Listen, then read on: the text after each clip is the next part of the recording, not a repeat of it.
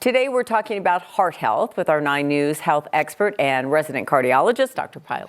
So, Dr. Coley, we're going to do some rapid fire here. Okay. Fact and fiction when it comes to preventing a stroke. Yeah. Right? So let's start with this one. Yeah, having a stroke can be prevented. Fact or fiction?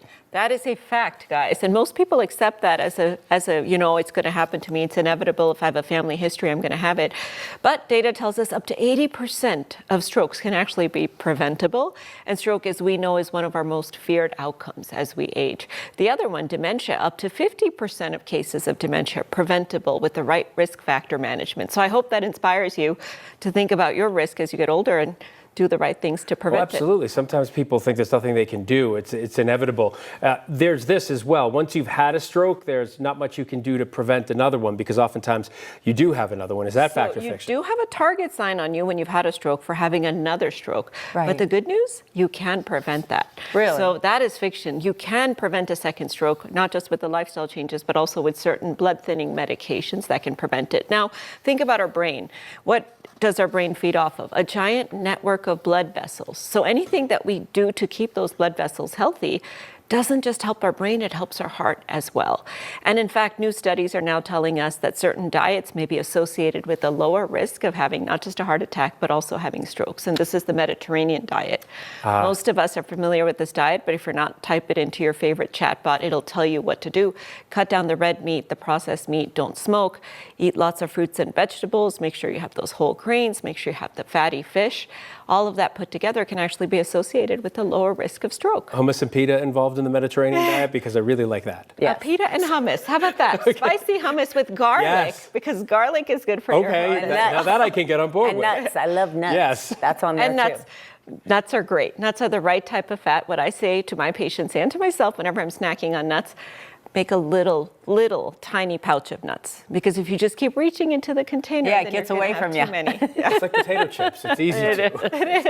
It is. I love nuts. Vaccines are associated with a reduced risk of stroke. Fact or fiction? Yes, fact. Really? New This data, was surprising. hot off the press from the American College of Cardiology meeting earlier this year that tells us that the shingles vaccine may be associated with a low risk of having stroke. So they looked at 275,000 people who got it, 275,000 who didn't, and the ones who got it had a lower risk of stroke. Now remember, this is an association, not a causation.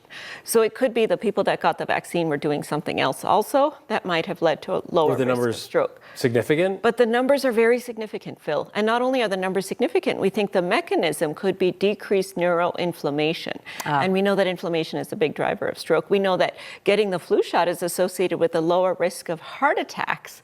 And so as a cardiologist, I tell my patients one of the best ways that you can prevent your next heart attack after having one is getting that annual flu shot. Because again, there's the inflammation, there's the infection, all of those things can drive risk. So this last one, in the last 30 seconds or so that we have, stroke only affects the brain. I think a lot of people think this is where you have a stroke, but it affects other places as well. It affects the entire body because our brain is our master computer. Now, people can have silent strokes and not realize that it affects a tiny part of the brain or a part that doesn't make our hands move or what have you.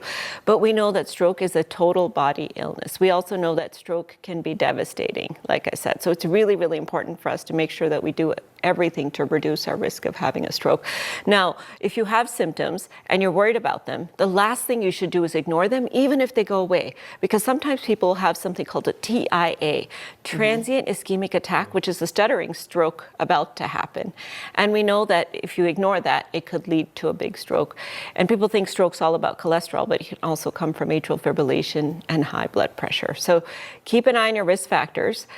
Figure out what you can do with your heart health, your blood pressure, your cholesterol, your blood sugar, your diet, your exercise, and reduce your risk. It's all related, right? It's all related. We got to age better, guys. It's all in our control. We're trying, okay? You're helping. Because there's no stopping it to begin with. So thank you, Dr. Coley. Yes. Doctor, thanks.